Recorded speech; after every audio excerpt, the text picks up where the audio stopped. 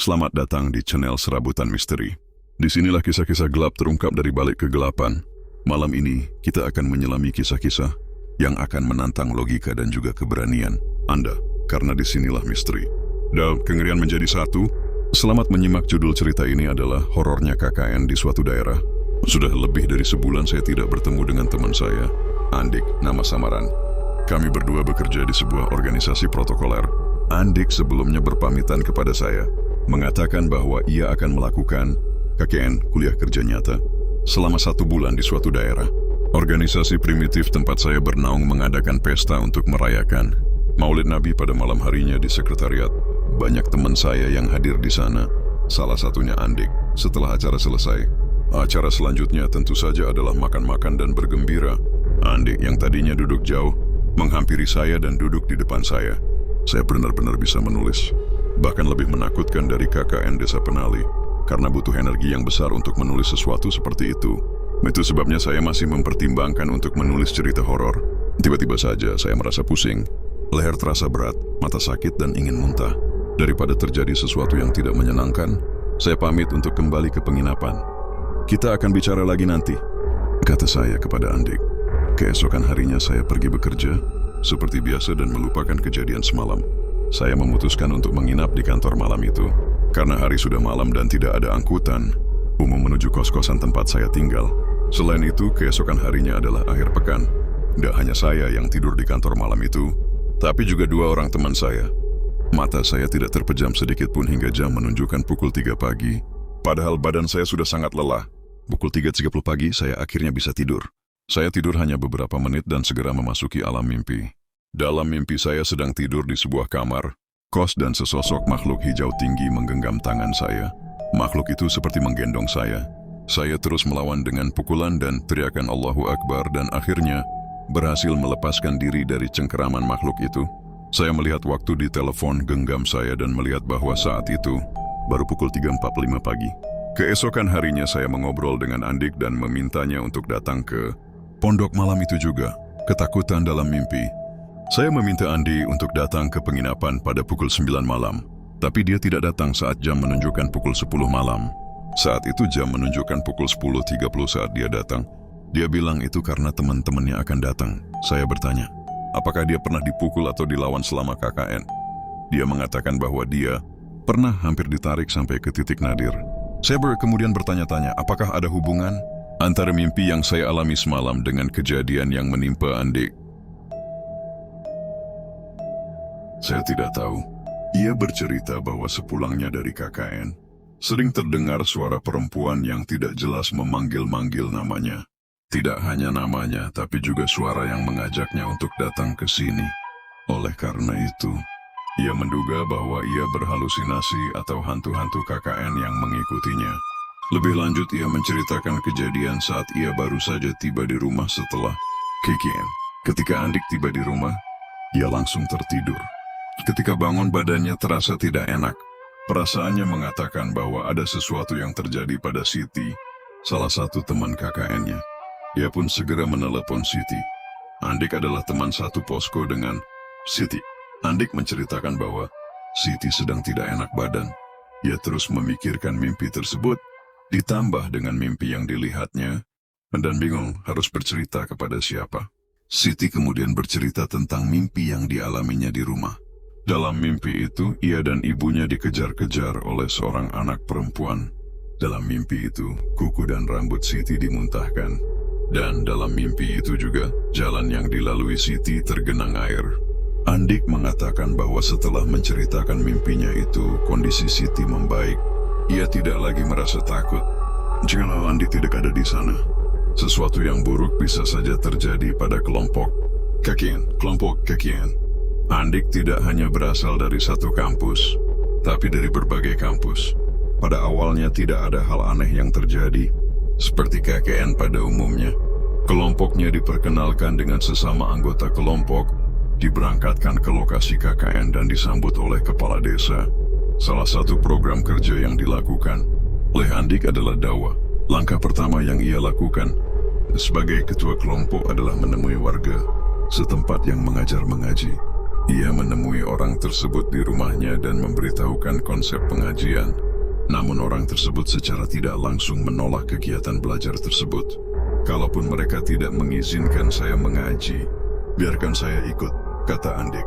Keesokan harinya, orang tersebut mengajak salah satu muridnya untuk menemui Andik.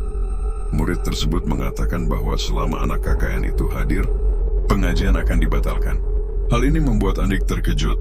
Kesurupan setiap malam. Andik bercerita bahwa setiap malam, salah satu anggota kelompoknya, seorang perempuan bernama Deta, bukan nama sebenarnya, selalu kesurupan. Andik tidak ingin berspekulasi, tapi Deta sudah kesurupan sejak dia bertemu dengan orang tersebut.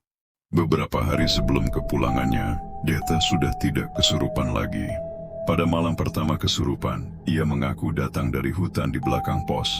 Setiap kali Deta kesurupan, Andik akan membangunkannya dengan membacakan doa. Saya datang dari hutan di belakang pos. Jangan berisik di malam hari, kata orang yang merasuki Deta. Keesokan harinya, sepulang dari pantai, Dita berlari sendirian dan, "Kamu lemah, kamu tidak akan kuat," kata orang yang merasuki Dita. Malam itu, Dita kembali mengalami kesurupan. Kali ini ancamannya lebih jelas. Dia membenci Andik karena dia kuat. Kemunculannya membuat sang dukun gelisah. Andik pun semakin bingung dengan apa yang sebenarnya terjadi. Ia pun meminta teman-temannya untuk tidak menceritakan hal ini kepada siapapun, karena bisa memperumit keadaan. Keesokan harinya, sebagai ketua kelompok, Andik dipanggil oleh kepala desa. Kepala desa mengatakan bahwa ia telah menerima laporan dari badan yang menaungi KKN mengenai kengerian yang dialami kelompok KKN di desanya. "Saya dengar ada yang tidak suka sama kamu," tanya kepala desa. Andik menjawab bahwa tidak ada yang terjadi. Ia menjelaskan bahwa mungkin saja terjadi kesalahpahaman dan ia akan menanyakannya kepada para anggota kelompoknya. Ketika Andik kembali dari balai desa, ia bertanya apakah ada yang melaporkan kejadian tersebut. Ternyata salah satu anggota telah melaporkan kejadian yang dialami oleh kelompok KKN tersebut. Malam harinya, Deta kembali mengalami kesurupan. Kali ini disertai dengan amukan. "Tuanku membencimu. Jika kamu tidak pergi sekarang, kamu tidak akan bisa pulang," katanya mengancam. Iblis yang merasuki Deta mengungkapkan bahwa ada sosok bersorban putih di sekitar Andik yang selalu melindunginya dari gangguan setan. Malam berikutnya, Deta kembali dirasuki setan.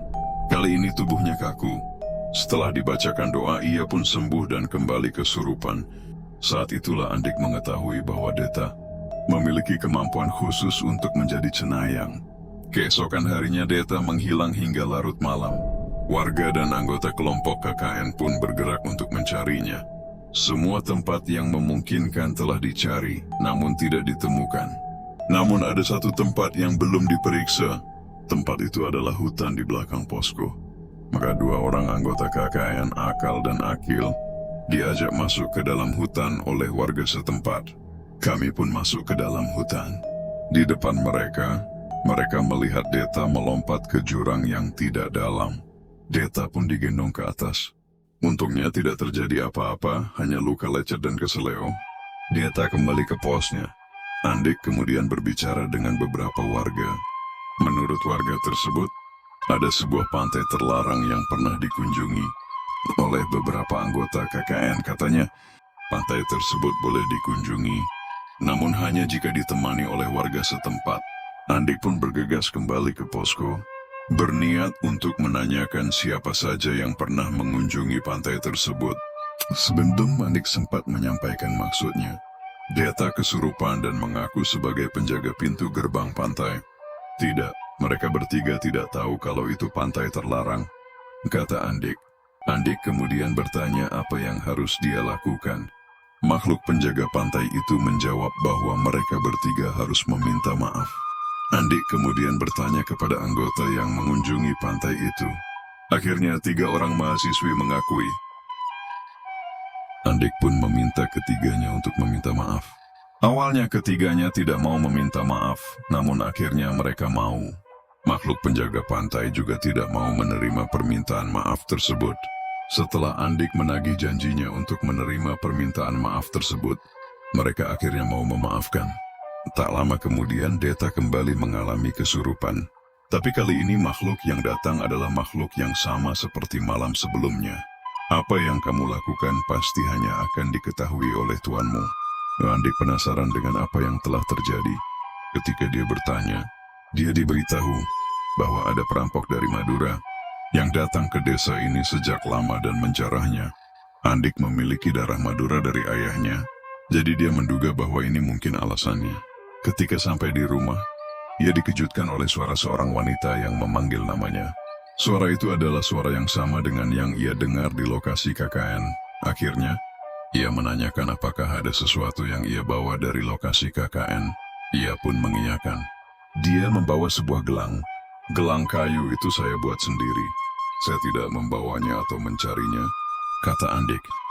Andik juga bercerita bahwa seorang teman KKN bernama Siti, yang pertama kali diberitahu tentang hal ini, dikirimi pelet oleh sesama anggota KKN. Ini cerita untuk malam ini di tempat yang tak pernah sepi dari kegelapan, serabutan misteri. Kalian mungkin akan merasa lega setelah kisah ini berakhir, tapi ingatlah, ya sekarang bakal Anda siap untuk kisah selanjutnya. Sampai jumpa dalam kisah yang lebih gelap. Berani saya mengatakannya? Jangan lupa untuk berkomentar di bawahnya.